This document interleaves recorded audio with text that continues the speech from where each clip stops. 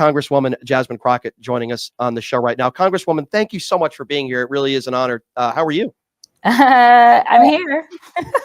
That's the Thank you. start. We'll see if they try to ship me off to Africa, but I gotta, thank you so much for being here, Congresswoman. I gotta ask you this to start the news the last couple days. What do you make of Donald Trump's pardons of some of these January 6th insurrectionists that attacked police officers? Now ICE can arrest people at churches and schools, the diversity program, federal employees on paid leave. I mean, it disgusts me, and I'm sure it disgusts you as well. What are your thoughts on this? Yeah, if I had to summarize what's taken place since he's taken office, is that the white supremacy movement is live and well in every single way.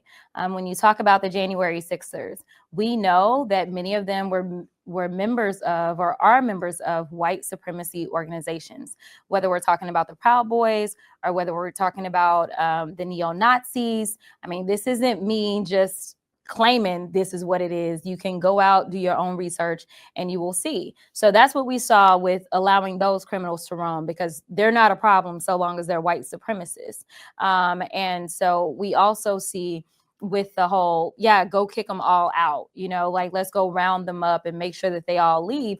Well, my question is, and I didn't get to ask this question in committee earlier today, what exactly does a quote unquote illegal alien look like? Is it like ET? How do you look at somebody and know? And I also did not get to share the story of a very close friend of mine who got married probably about 4 years ago.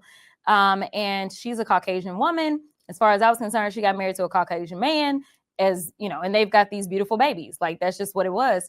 Well, she texted me so freaking scared.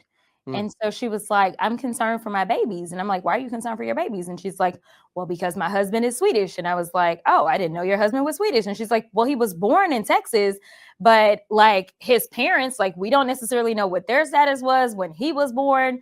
And so, it's just creating this confusion and this chaos. And honestly, when MAGA goes out and they talk about kicking everybody out, I can definitely tell you that, especially in the state of Texas, they're not going to go and find her Swedish husband. That's not who they're looking for. Oh, I know that.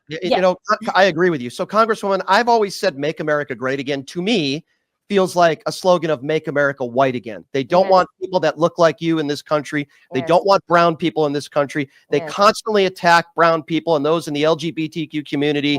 Do you agree with me on that? I feel like that's what the slogan really means. Yeah, no, that's absolutely. I mean, it is the beckoning call of white supremacy. And it really does feel like the Great Purge. I mean, even when we look at, how dead set they were on even things like such as getting rid of the Roe decision, when we look at the numbers, they really were trying to get their numbers up, because in this last census that we had, it was the first time in which the white population did not grow. It's the first time. I mean, even when we look at the state of Texas, they did add some white folk, but it was 180,000 of the 4 million that were added. And so it's the coloring of America that is their biggest threat. And that is why they will vote against their own interests. That is why they don't care about the price of eggs. That is why they're not asking, well, sir, you said, before day one, you were going to fix these prices. Why are you now, you wouldn't even allow us into the chamber to come and see you. Like, did you forget about us? It's never been about them. It's been about this very whitewashing of America. Agree. Congresswoman, I'm sorry I even have to bring up this woman's name because I think she's utterly despicable, but just for argument's sake here, if people want me to bring it, Nancy Mace. I call her out every day. I think she's a show woman in an aspect. She just wants to raise money. And I think the way her attacks on the what does it say about her character that she tweets 200-300 times about trans women in bathrooms, but yet after a school shooting, maybe one tweet, thoughts and prayers. These are not serious people. And then she says, let's take it outside. And then she backtracks. Have you even talked to her since that conversation? I haven't talked to her. We have nothing to talk about, to be perfectly honest, because if you're going to threaten violence against me while sitting in a chamber, and then again, act in a very lawless way, and you're able to get away with it only because you are enjoying white privilege, we ain't got nothing to talk about, right? Because I know that had the tables been turned, and if I had said, let's take it outside, regardless of what I meant by it, they would have not only kicked me out of committee at that moment, but they actually would have been moving to expel me from Congress. Agree. And so I know what it is. But I also did want to check to make sure I was correct when I thought that she was just trying to raise money off of trans folk. And listen, she's a cheap date because she's not even raising that much money. I mean, I'm just like, why are you doing all this? You're not getting that much money. She had 1/3 the amount of money that I have, and everybody knows that unfortunately in this country, until Kamala Harris was running for president, Black women have historically been the most underinvested in. So the fact that I am a junior member to you in Congress and I'm a Black woman and I have more money than you, baby, you need to come up with something else. But like going after the trans folk, it's really not even paying off for you. So like pick a new stick. That's true. Congresswoman, don't shake her hand because she might wear an arm sling the next day. Just a little bit of advice there. I'm curious, like I've always looked at you as a fighter, right? You fight fire with fire. And we both have so much respect for Michelle Obama. When they go low, we go high. I understand what she was saying by that. But I've always said we need more Democrats in office like you. You are a fighter. You're not intimidated. I feel like there are some, and you can tell me if you disagree, some Democrats, understandably, that are scared of Donald Trump. They're scared. Dan Golden was talking about this, I think yesterday. They're scared to speak out against Trump because they're in fear for themselves and their family. Can you speak to that? Yeah, I mean, listen, it is a cult. And I hate that they have co-opted the Republican Party. There are what I consider to be real Republicans where we definitely disagree on policy and won't necessarily find middle ground on certain things, but we absolutely work together where we can. And so I appreciate real Republicans. But right now, if you consider yourself to be a real Republican, then I'm telling you to run, honey, run so fast, because MAGA is a cult. And what you have with cults is you have violence to make sure that you can keep people in line. And so while he doesn't necessarily have to do the dirty work, he has people such as the 1,500 people that he just pardoned from January 6th to go and do his dirty work. And so, yes, unfortunately, members like me, like Dan Goldman, like Eric Swalwell, like AOC, we absolutely get death threats. And I just want to be clear, anybody that wants this smoke, you can come get it. But if you survive it, because I am a Texan who is licensed to carry and who does keep firearms, if you survive it, you going to jail. Like, that's just what it is. So, I mean, you may think that your daddy Trump may come help you, but I'm trying to tell people that you really don't want to test it. I get that he just gave them a get out of jail free card, but if it means that it has to be my state prosecutor that comes after you and prosecutes you because I can't trust that the federal government will prosecute you and then allow you to sit in prison and rot if that is what you deserve for the type of harm that you decided that you want to try to bring upon me or my family, don't worry about it. Because in my county, I got a prosecutor that knows what to do. And I can guarantee you ain't no MAGA coming up in Dallas County no time soon to serve as my prosecutor. So, I just want to say, y'all just better be careful. Couple more quick questions for you, Congresswoman. I know you got to run. I'm curious, if you were in a room and you had a chance to speak privately with Donald Trump, and I'm not saying you would even want to do that, but if you got the opportunity, I'm curious today, Congresswoman, what would you say to him to his face? I have no words. I wouldn't even waste my time. I will tell you that there are definitely people that serve in this chamber, as well as when I was in the state house, that are performative politicians. They do this all in performance. In fact, I had an actual friend of mine who's a Republican text me and say, oh, good, we're going to be on a committee together. Can we fight? Let me tell you, there are performative politicians. This guy is pure evil. We saw just yesterday when I'm sure everyone has seen the clip that has gone viral of the bishop that tried to make a plea for mercy to him. And he was almost indignant that he could be in church and listen to someone who believes in mercy. And so this is a guy that peddles Bibles and has no idea of what it means to really embody Christianity and what it means to have compassion and love and look out for those that really need the most help. Like he has no idea. Instead, he really is pure evil walking. And so I wouldn't waste my time because I don't think it's performative. I absolutely believe that he's just pure evil. I agree. Last question for you, Congresswoman, and thank you again so much for the time. Really appreciate it. We see you guys in public in hearings, but I'm curious. I had Eric Swalwell on the show not that long ago, and he said Ted Cruz gave him a high five in the restroom and said, you're doing a great job. it seems like some of these MAGA Republicans are very two-faced and phony. They know who Donald Trump is, as we do, but they just won't say it publicly. Have you had any of these Republicans privately talk to you? And do they seem like, some of them seem like different people striking a different tone when they speak to you privately that you could share with us? Not MAGA. No, not the MAGA ones. I mean, I do have other Republicans that vote for all of the terrible policies that MAGA pushed forward. Yeah, absolutely. But as far as the majority of the conversations I have with Republicans, they come up to me. They're usually very polite. After I had the little situation with Marjorie, there were men and women that were like, "We love your eyelashes." Like, basically, they didn't want that smoke. They went out of their way. Yeah. To really, I've had them compliment how I dress. We've had conversations about our districts. So I will say that while I disagree with the fact that they failed to stand up for some really bad policies, and they kind of just fall in line, I will say that I've not had anyone that is MAGA, like the MAGA brand, that has been any different behind closed doors. Just since you brought up Marjorie Taylor Greene, one last question. Obviously, the Butchbot comment, which I thought was hilarious, by the way, and she deserved it because she attacked your looks first. And I love your eyelashes too, by the way. I bet you JD Vance would enjoy it too. We know he likes a little bit of eyeliner, but that's another story for another show. Congresswoman, was that something that just entered your brain just in the moment, or was that something that you thought of before? I'm just curious. The Butchbot. It depends on how you think of it. It went really fast for everyone that was watching on the internet, but the entire exchange was a lot longer as we were waiting on a ruling from the chair. And I was getting information from Jamie Raskin about how he was about to rule. So we actually still have the piece of paper where I wrote it down because we have notepads. So in the moment, I wrote it down, but it wasn't like at that exact moment that she said it. It was right before I said it that I wrote it down, which some time had passed. So I did look over at her when I learned that the ruling was not going to go the way that it's supposed to go. And from head to toe, I dressed her down.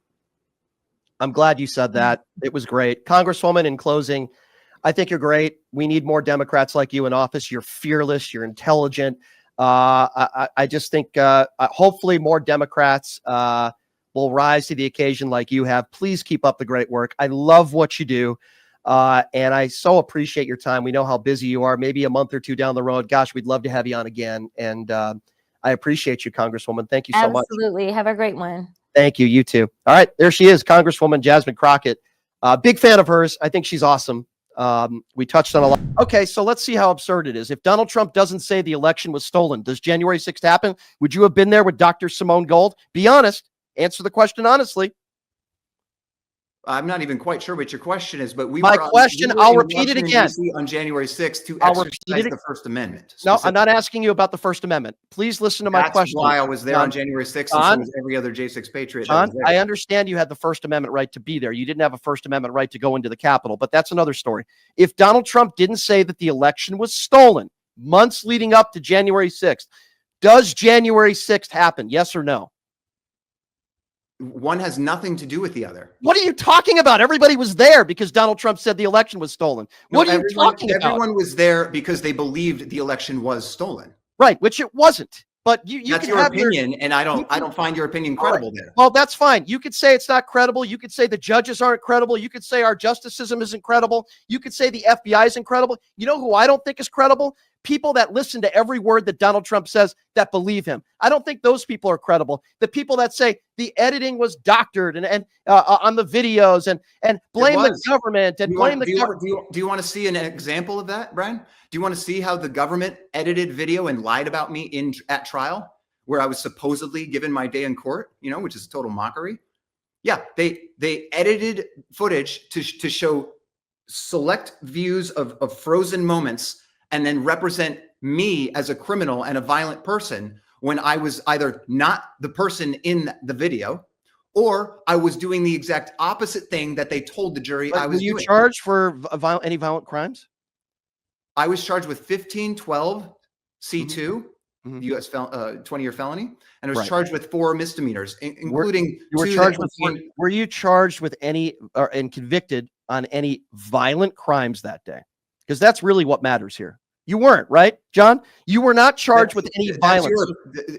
I'm not going to allow you to make statements as if they're fact when they're Well, not. tell me then, were you charged and convicted with any That's violent what's crimes? important here. I disagree. I don't think that's what's important here. I think what's We're important talking here, about violent crimes, and you're saying that you were mistreated and they showed you doing things you weren't doing. My question to you is, were you charged or convicted with any violent crimes that day? It's a very simple question. I told you exactly what I was charged with. Right, and none of those were violent crimes. So why do you keep playing the victim? I don't understand. I'm not playing the victim, and again, that's your mischaracterization, which I don't appreciate, Brian. Well, I don't appreciate the fact that you say I have leftist views and I get all my information from CNN, when the fact of the matter is you that get all your information from CNN. I said you're clearly using CNN talking. In this interview, you're saying all the judges are not credible, right? That threw out no merit with the alleged election being stolen. So you're poo-pooing on our entire justice system. You're poo-pooing on every judge. Our justice system has a lot of very serious problems. If it doesn't fit your narrative, I can understand why you say that. Like, for example, Donald Trump is a 34-count felon, but he's not going to jail. I'm sure you're totally okay with that, right? I'm okay with the fact that the country understands those felonies were fraudulent and that entire case was nonsense, as were all of the cases. What about Hunter Biden? Were those charges fraudulent? No, they were not. Right. So if it's a Democrat, everything's great. But if it's a Republican, it must be fraudulent. Is that your opinion? Of course not. Oh, it's not. Okay. Well, give me a Republican that you think belongs in jail right now. Adam Kinzinger. Of course, it's the one Democrat that you bring up that voted to impeach Liz Donald Cheney. Trump. What a shocker. She was a Republican. Of course. Of course. Do you know, Brian, that Liz Cheney actually violated the exact 20-year felony that they used illicitly to put me in prison? I did nothing wrong. They put me in prison for almost 3 years for 1512, which is, again, the correct title. So I don't want to mischaracterize you. Victim or informant, which is exactly what Liz Cheney did. I don't want to mischaracterize your opinion. So your opinion, John, and you tell me if I'm wrong, Liz Cheney belongs in jail, but those who physically assaulted police officers should have never been convicted. Is that your opinion, John? My statement to you is that Liz Cheney violated 1512. It's explicit. That is a 20-year felony for which she and her colleagues happily put me in prison for almost 3 years, which is disgusting because I not only didn't break that law, I broke no law.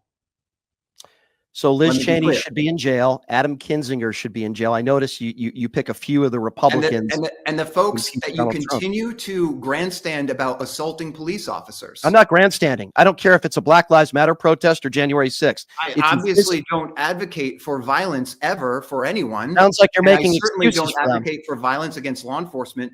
You haven't put any John, you haven't put any responsibility on any of the insurrectionists. I know you don't want me to call them insurrectionists. Then why do you use that term, Brian? It's really detracting from your overall credibility when I have explicitly defined for you why it's false and defamatory. Well, you can listen. The guy who says the 2020 election was stolen, the guy who says it's an inside job, the guy who the country says that. The guy who, well, then more than half the country are a bunch of idiots. Okay, and I mean that, by the way. If you think now, Brian, that you're welcome to that opinion. I don't think it serves you well. No, I think it serves me very well. I think it serves me very well because I'm on the side of history and I don't have the blinders on. I don't believe a word that a 34-count felon liable sexual abuser says. You're definitely on the wrong side of history, my friend. Right, I'm on the wrong side of history. So you want to defend the January 6ers, some of whom beat police officers, and you want to verbally attack those officers that risked their lives that day trying to defend those politicians, Republicans and Democrats. And you're saying that it's bad for me. Actually, Brian, I stood on the steps of the Capitol shortly after I exited the building and applauded those police officers as it really sounds like you're really applauding those police officers. Thanking them for their service. You're blaming them. Reality, Brian. You're blaming them. Clear that some of the police officers violated use of force protocols and acted improperly. And they did anybody else act improperly that day?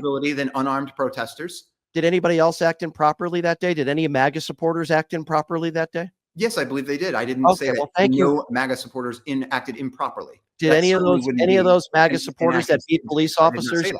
Okay, any of those officers? I said, and I'll continue to say it because it's true, that the government holds higher responsibility, that the government was clearly implicated in an entrapment event, that the government clearly the government clearly executed improper use of force. They violated use of force protocols. They attacked an unarmed crowd, provoked violence, and caused a violent conflict that should never have happened and would not have happened without their improper actions. And that should really, Brian, what I would love for you to consider is that should bother you much more than the things that you seem to be so worked up about. Again, I'm worked up about all of us condemn violence, and we don't want to see police officers attacked or abused. We agree on that, so that we don't need to belabor that point. That isn't the point here. The point here is that so much about January 6th is wildly untrue and inaccurate, and has been very obviously weaponized against a certain class of citizens who you seem to consider to be stupid and uninformed. Yeah, and that's your opinion. And of course, I don't think it's an inaccurate one. You're right. The people that stormed the Capitol that were chanting Mike Pence are very intelligent people, John. You're right. They're probably very educated and very well informed. The people that say that the election was stolen, the people that showed up. I'm one of those people, Ryan. So very intelligent. You can castigate me as ignorant or uneducated or uninformed all you like. Well, Simone Gold is. Listen, you were the bodyguard. You were the bodyguard of Simone Gold, right? I'm very confident that the 2020 election was not executed in a lawful manner. Plenty of legitimate, clear evidences for that. In it's your obvious opinion, that was that not unproven in a court of law properly or given due process, as was about to happen on January 6th. Why were you the only one not to take a plea deal? And Congressman Paul Gosar had already properly raised the votes to pause the certification to review these concerns. John, why were you the only one not to take a plea deal? I was not the only one to not take a plea deal, but I'm in a very, very small minority that refused the plea deal. Because the reason I refused the plea deal is because it was a lie. And not only was it a lie, it was a lie because I'm not guilty, I'm innocent. But it was also a lie, which was part of a greater lie and a greater malicious act on the government to create a false narrative. So the plea deal includes a summary of facts or a statement of fact that establishes the context of what happened. And if you sign the plea deal, you are affirming that what the government described about the event is true. And much in that plea deal was false, specifically related to people's intent. It described them as having the intent beforehand to commit crimes and to overthrow the government, which largely is completely absurd. You could find a crackpot here or there that will say anything. Okay, that's not relevant to me. What's relevant is the legitimate mindset and intent of most people. And I've interviewed several people, though, John. I've interviewed several people that have accepted their fate. They went to jail. They got out of jail. They've told me, including Pam Hemphill, who's done this show multiple times. Yeah, I'm aware of her. That's not a credible person. So that's not. So anything that doesn't fit your narrative about Donald Trump winning the 2020 election, the election was stolen, they're not credible. Judges aren't credible. People with probably 100 times more experience in law than you, they're all not credible. And if they disagree with you, they're not credible, or as you said about me, I must have a lefty view. Unless they agree with you, then all of a sudden they're credible. Donald Trump, you probably think is credible, right? Donald Trump is a credible guy, right, John? Without further ado, she's most likely going to be our next attorney general. She was just grilled and questioned in Washington, D.C., and she is so nice enough to have flown out to Las Vegas today to join me in studio. It is an honor and a pleasure to have perhaps most likely our next attorney general, Pam Bondi, joining us in studio. Pam, thank you so much for being here. How are you? Brian, thank you. I'm very happy to be here. Thank you so much for being here. It looks like you're wearing a very similar outfit to the outfit you wore in the House chamber. So it's great to see you. All right. So I have a lot of listeners that wanted me to ask you specific questions that they don't feel like you answered in those hearings, Pam. So let me start out right off the bat. Who won the 2020 election?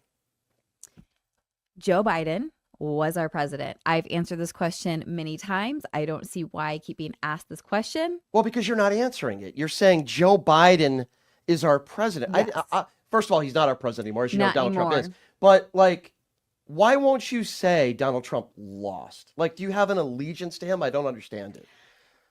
I've said it before, and I will say it again. Joe Biden was our president, and Donald Trump is now our president. That's all that matters, Brian. Okay, so you're not going to answer the question again. I find that very interesting. Very interesting. Okay. Is it true that you made a $25,000 donation to the Donald Trump campaign? Because wouldn't that be like a conflict of interest, Pam? You're going to most likely be our next attorney general. You're making these, allegedly, you made this large donation to the Trump campaign. Can you speak to that at all? As someone who would like to be confirmed as the next attorney general, there will be numerous amount of rumors flying about me, and I do not have the ability to answer and address every single rumor, Brian. So you can't address one question? This is just one of many rumors, and that's just my role that I have to take as someone trying to become the attorney general. People will make up all kinds of stories, and So is you this made can't up? believe everything everyone says. I'm just saying. Okay. Tons of allegations, tons of rumors.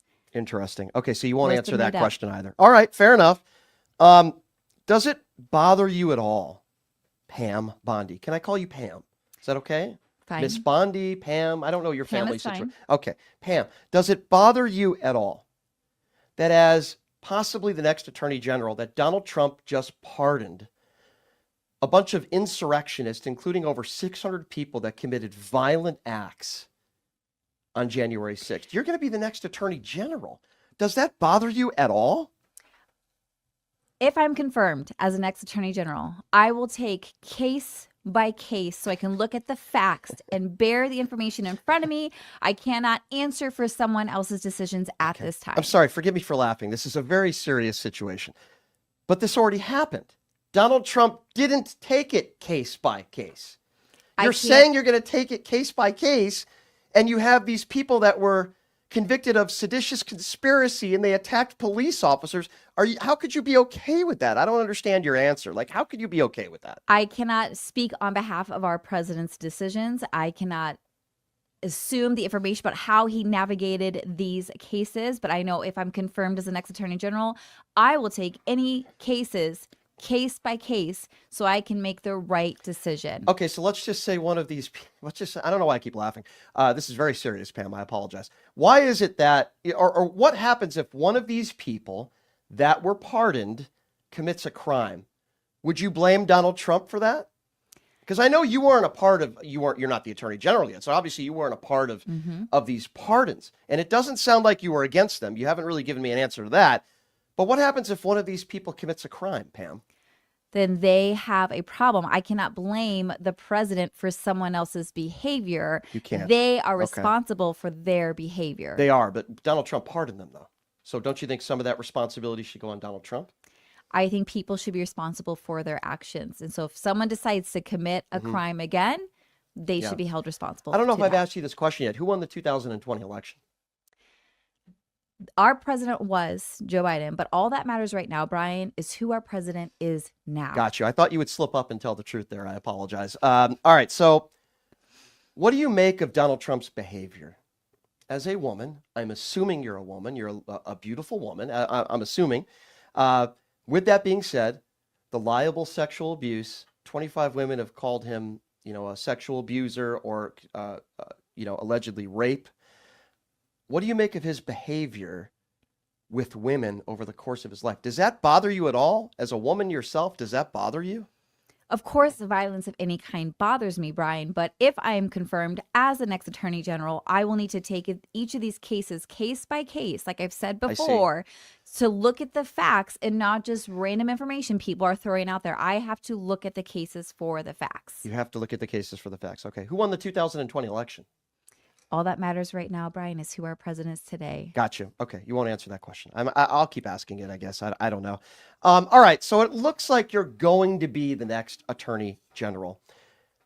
Do you feel like children should be separated from their families? If somebody in the family is deported, do you feel like the whole family should we be deporting, as some would call them, anchor babies? Should we be deporting families and separating families? I'm just curious, what's your thoughts on that? Because you seem to be a yes woman for everything Donald Trump wants to implement. This is what he wants to do. Are you okay with that? I am not okay with criminals. And it would be my job, if I am confirmed as the attorney general, to make sure that criminals are treated the way they need to be treated. That is so important in our country, and it is not being addressed properly. I see. And that is an issue we need to take care of. So these children are criminals? I'm trying to understand your... I'm talking about the people who make crimes. There are consequences to their actions and their decisions, and that is on them. So you would agree that if you're convicted of 34 felonies, there should be a price to pay for that, right? Nobody's above the law. Is that a general statement? I would have to look at the cases case by Okay. case to make Yeah. sure we're dealing with facts and Okay. not hearsay. I understand. I understand that's your scripted answer, but forgive me. But if somebody is a convicted 34 count felon, do you think that they should face a penalty for that? Again, I can't, this is hypothetical. I would have to see the cases and the facts and the information to not a- make an informed decision about said individual. But it's not a hypothetical, because the man who you support, who picked you to be the next, attorney general, is literally a 34 count convicted felon. You still think that's a hypothetical? Again, I've not seen each of these cases personally, so I cannot Okay. speak to the actual number or facts of these allegations and accusations. So you're unaware that Donald Trump's a convicted felon. Is that basically what you're saying? I would have to see the cases You would have to see case the by case. case. Okay. Who won the 2020 election? All that matters is who our president is today, Brian. Gotcha. Well, because you've said in the past, you've said maybe you could help me with this. You've said you've driven in Pennsylvania and you've seen things. Yes, this is why I only speak to my experience. And so I will not address something unless I have the facts or it's something I've personally borne witness to. Who won Pennsylvania in 2020? I only care about what is happening right now, Brian. You care about what's happening right now. Okay, fair enough. Donald Trump said he was going to end the war in the Ukraine in 24 hours. It's day 3 of his presidency. Why does he want innocent people to die? Why doesn't he end the war? President Trump doesn't want innocent people to die. He doesn't. President Trump is doing the best he can. As you know, there's a lot of jobs and responsibilities and duties and processes when you become an elected official. So if he's not able to do something within the time frame he promised, it's probably because there are processes that are preventing him from doing so. Okay. Why did he say he was going to end the war in 24 hours then? I think he knows what he wants to do, but unfortunately our systems are not set up for the most swift action, which is not President Trump's fault. It is the fault of our systems. Forgive me if this is an inappropriate question, but a lot of people, I shouldn't say a lot, some people see Donald Trump as Superman, this very sexy, manly man, who sticks his chest out or gut, whichever way you see it. Do you see Donald Trump as a very attractive, powerful man who protects women? I'm just curious. I think this is an inappropriate question. It I is don't inappropriate. talk Okay. about the sexiness or attraction of any politician. You That don't. has nothing to do with Yeah. the job Okay. or the position I'm seeking. Okay, that's the only answer that I think I can respect. But okay, we'll move on. When he said grab him by the genitalia, I'm wondering, as a woman, how did you feel about that? Again, I was not there personally when he said that. So So again, if have I'm to not be there personally? to witness or deal with the facts, I cannot speak to it. So even though he was caught on tape bragging about sexual assault, you're saying you can't comment on it because you, quote, weren't there? Brian, you've had different people on your radio show who have. who can perform different voices, That's true. I who have. sound like a different person. I have. So just because there's a recording, how do we know that's actually the person we hear? Oh, okay. So your take is that it might not have been Donald Trump on that I'm bus. just saying, unless I was there to witness it or we have hard facts that I can deal Gotcha. with. Maybe it was Matt Gaetz. I understand. I understand why you would say that. So what's it going to be like when you're attorney general? Like if Donald Trump breaks the law, or say, I know you don't like to deal in hypotheticals, but if he sexually harasses someone, like, are you going to do anything about that? Or are you just going to do what Donald Trump tells you to do? This is, again, I don't, like you said, I don't deal with hypothetical, and I will, if I'm confirmed as the attorney general, I will Okay. adhere to the due process of law Understood. and do my job to the best of my ability. Understood. Most likely the next attorney general of the United States of America, Pam Bondi, joining us in studio. Pam, I just want to ask you one more question, and I think it's a very important one. Who won the 2020 election? President Trump is our president right now, and that is truly all that matters, Brian. Okay, so you won't answer the question. All right, fair enough. I tried. Well, Miss Bondi, Pam, if I may call you that, I wish you the best of luck. I don't know if you're going to be the next attorney general. I think your answers make you look like an imbecile, with all due respect. You're a very lovely lady, but you don't answer any questions directly. You seem to be wearing the Donald Trump knee pads, for lack of a better term. I don't think you're a serious woman, because if you were, you would care about our democracy. You don't answer questions directly. I think you're going to be a yes woman to Donald Trump for the next 4 years. And I think you're going to be an embarrassment to the country. I do appreciate you being here in studio. I will give you the last word, but I do think you're a complete imbecile. Go ahead. You're allowed to have your opinion, and I'm sorry you feel that way because I respect the law, I support the law, and I will do my job to the best of my ability. And I think you'll be surprised at how well I do if I'm confirmed as the next Attorney General. Okay. Well, I think it's very important to respect the law and honor a 34-count felon who just released a bunch of January 6th insurrectionists. But okay, we'll leave it at that. Miss Bondi, thank you so much for joining us. Thank you. Okay. I want to start about the fires first because Yeah. you are about 7 miles away from these horrible fires taking Yeah. place in California. Can you just give people some background on where you live and how far you are? Yeah, I am in a pretty little safe area, but these fires have happened so fast. And I think that, you watch the news and you're watching different things and it's easy to judge or be like, how would that happen like that? And there's a lot of things that have taken place. One, the terrain is uphill, it's steep, it's thick brush. And it's dry. I heard on the news that we haven't had rain in 8 months. Right. And then you have these red wind warnings. Wait, you're not blaming DEI hires?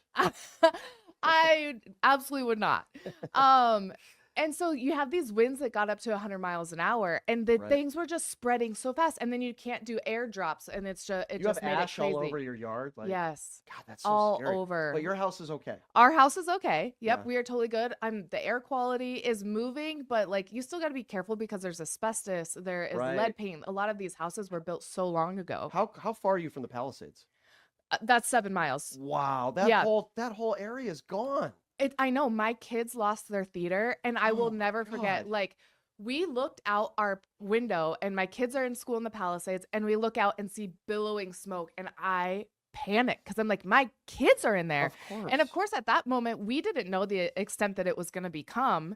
And run down to the school. It was very difficult to get them out because they're trying to check driver's license and do it I'm like so the sorry. way that they're supposed to. That's traumatic to see that stuff. Yeah. And, all And of- then watching on the news, watching their theater burn down, and like watching it get to all the things that I was Right. like, oh my gosh. Yeah, it's That's been so I'm devastating. so sorry, and obviously for all the people that were affected. I think how a normal person reacts to this that don't live in California like me or normal people, we think about people like you. We think about your kids. We think about people that have lost their lives. We think about Yeah. people that have lost their homes, their livelihood, right?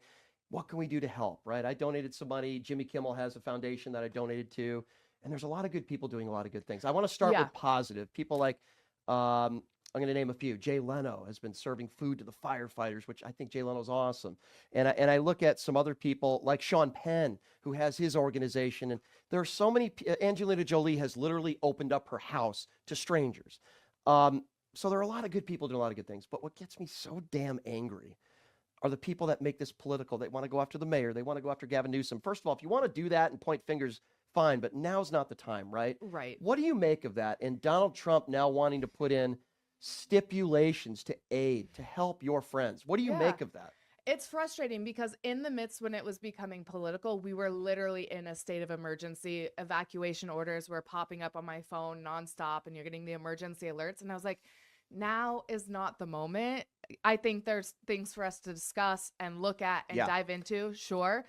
But like in the moment where we're literally trying to save animals and people, I remember watching the news. This was the most horrific moment, was when the Eaton fire started and it blew up so fast, and they were emptying out a senior center, and they started rolling out beds, hospital beds, with people who are like hospice, that are like elderly, that are like can't move, on breathing tanks, and they're all in a parking lot with plumes of smoke. And I was like, this is horrific. These are people's loved ones. These are people's like Right. final moments in life. It's cold in LA. It's so windy. Like, these people should absolutely not be outside. And so like to politicize something that is so horrific to not just even a small group, but thousands and thousands of people. It's It's not despicable. it's not the moment. It's not the time. And after the attack in New Orleans, the terrorist attack, Yes. they blamed it on Joe Biden open border Yeah. policies, right? Which is absurd because it wasn't even an illegal that committed those horrible heinous crimes. And now they're blaming it on DEI hires of firefighters that are risking their lives every day, working 25-hour shifts They're blaming on a lot of things that, Donald Trump the other day was talking about sprinklers, that somehow sprinklers were, first of all, this started in residential areas. So it wasn't, raking forests that started the most of these Yep. fires. There could be some arson involved as well. But we also know, as you mentioned, 100-mile-per-hour winds, the drought that they have been facing. And Donald Trump makes it sound like you can just turn a faucet on and this would have never happened. Well, and that's what a lot of my cousins who don't live in state were like, Courtney, how come there's no water in the hydrants? And I was like, love, like, you got to understand, like, we're pumping so much water through so many different places. And then you have people who are using their hoses because they're like, well, I got to try and save it myself. And so that takes down the water pressure, and then you have no power and it's trying to pump uphill, and that takes down the water pressure, and we're trying to fight this like fire that's just, it needed airdrops. Right. It needed that. And they're working 24/7, right? Yeah. Are you involved in any charities that you'd like to talk about to help people? Yeah. I started GoFundMe for a dear friend of mine. She's a single mom. They lost their home. They barely were able to get in to get their dog out, but they did. So we're so thankful for that. But they lost everything. They lost their home, all their belongings. She lost her job. She's a school teacher. And so I started a GoFundMe for them. And then I also am a huge dog lover. If you follow me on social media, you know that. And I collect donations to drop off crates. That's so nice of you. So we've saved tons and tons of dogs. And then we've collected, anything. The firefighters were like, we need pop-up tables and tents. And so like literally the night of the fire, we like went into our shed and like grabbed all those things. So it's like, I'm in a community support group. Anything that's needed, we find it, we donate it, and we get it to where it needs to be. That's so nice of you. I really appreciate you doing that. And there's so many other people like you that are doing so many wonderful things that I like to talk about. And unfortunately, sometimes it gets overshadowed by the hatred. And, I feel like, and you tell me if you disagree, that Donald Trump and the MAGA Republicans are holding Gavin Newsom and some of the Democrats that they might disagree with politically, they're holding them hostage. There are people that, as you said, they've lost their homes, they've lost everything, they've lost loved ones. And at this time, you don't hear Donald Trump saying, geez, our thoughts and prayers for the families. This is horrible. We'll be there for you. Like the way Joe Biden did right there at the day of the tragedy. He was there. He was meeting with first responders. And I just feel like in a time of need like this, it's usually the Democrats, not all the time, but usually the Democrats, like the hurricanes in Florida. They're always there giving 100%. I remember Chris Christie, New Jersey, got criticized for shaking the hand of Barack Obama when they were going through some horrible circumstances with the weather. And Obama was there for them. Joe Biden's there for the state of California, of course. And Donald Trump wants to withhold aid because maybe he didn't win California. It's so childish and it's so awful. And let's not mention that he hasn't come to California once since the fires. Mhm. And He's been playing golf. yeah. I live close to LAX, so I was in my house when Biden flew over because he's got the whole like entourage, and we are still waiting on Trump to make his appearance in California. But Interesting. he's so petty, and we've known that for a long time. Before any of this took place, he's done this to Gavin Newsom in California. He's going to withhold things. He's going to do things. He's going to, all these things. So his reaction to this is unfortunately not shocking. It's devastating because it doesn't impact Gavin Newsom. I mean, yes, but like the real people that it impacts are the victims. Sure. Who are like, I know a lot of people are like, oh, it's Malibu. There's a lot of money in there. It's the Palisades, also a lot of money in there. And the truth is, yes, there's money, and also there's not, because there's people who have been passed down generational homes from parents, loved ones, whatever it is, and they actually don't have any money. And so losing this home makes them homeless. They've lost They're in everything. shelters. They're like, Some of them have also lost their jobs. Correct. You Those are burned down too. can't work in an office if it's burnt down. Exactly. So many have lost their businesses, not Yes. just their homes. And, it's not so easy to rebuild when you don't have the money to do it. And let's also remember that how traumatizing this is. Like, just to be like, oh, we're going to get out there and rebuild. I do think we will get there. But like, there's a huge grieving process that's happening where like, it's not just your home and your belongings, it's memories, it's your community, it's family. Like, it's so much that goes into it that I think people are just kind of like, meh, whatever. Right. Yeah, no, I'm with you. We hope that everybody gets whatever they can in such a very difficult time.